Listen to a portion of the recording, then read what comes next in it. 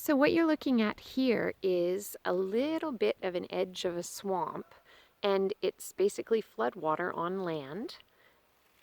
Because further out there, you can see through the trees that there's water. There's a running creek, and that creek really depends, the levels of the water depend on the time of year and how much snow melt and ice melt there is. So we're going to track this, and I'm gonna show you right now where we are. I'm going to turn around, and I'm going to show you that we are right beside this great big tree, and we can recognize it by the top because it's broken off and dead on the top. So we're going to keep track of what the water level is off the creek in this little swampy area, and we're going to see if in the spring it starts to flood more or not this year. See you next time.